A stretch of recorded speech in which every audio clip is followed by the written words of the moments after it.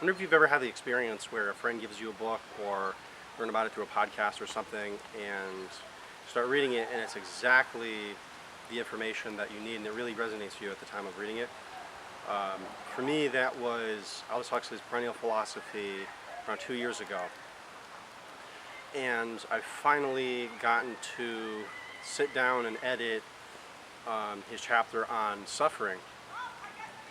Now, from Aldous Huxley argues, as well as the mystics and sages in which he quotes, that suffering is caused not only by external circumstances, which is certainly partially true to an extent.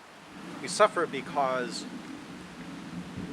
we have a much more limited perception as egos, and it can be very frustrating and disempowering. Whereas when we have a much more whole identity and perception, it allows us to have it allows us to be much more resilient when circumstances are not going our way from the perspective of the ego. And this ties into, what often in spiritual circles is called unconditional love. All of reality, and if you meditate enough or do mantras, I'm sure you'll stumble into a state of just bliss and unconditional love. And from the ego's point of view, this is very confusing because, it's, how could you say that there's unconditional love when there's so much suffering and evil in the world? And it can be argued that self-love, that evil in fact is a form of self-love, albeit a very twisted and distorted sense, because it comes from this sense that we are separate and not connected. And so for somebody to exploit the earth for resources without thinking there's consequences for that, or to exploit somebody financially or in some other way, is to believe, and falsely so, that they are separate from the other person. There are things in this life that are traumatic. There are things that are, there's enough cruelty and suffering and exploitation to go around. There's no question about that. There are things that are just not pleasant to experience. But when we have this more, when we strive for this more metaphysical, perennial spiritual philosophy, what we do is, when circumstances are difficult,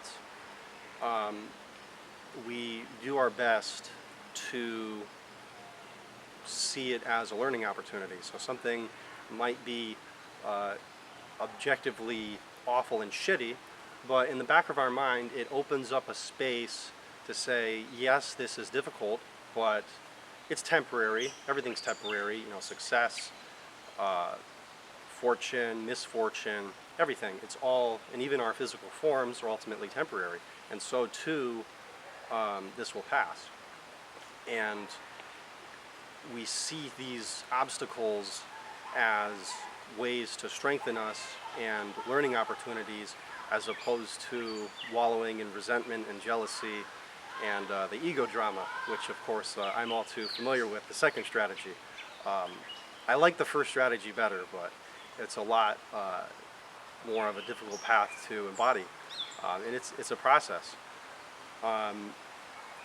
There's a phrase in the Bhagavad Gita where you're entitled to the labor but not the fruits, and so there is no destination in making it. There's just a process. There's only now.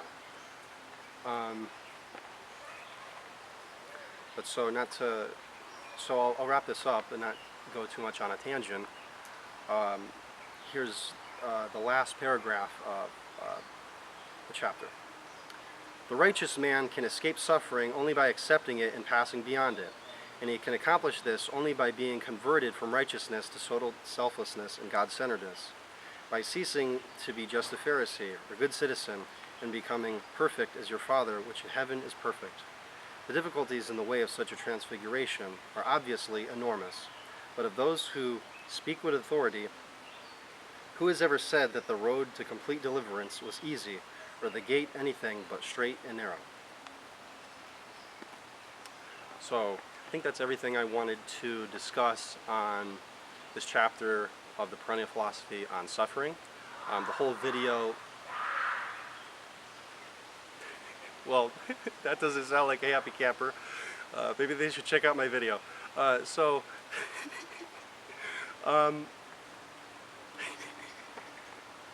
Okay, to wrap this up, if you'd like to see my latest video on my YouTube channel, feel free to reach out and message me on my Instagram.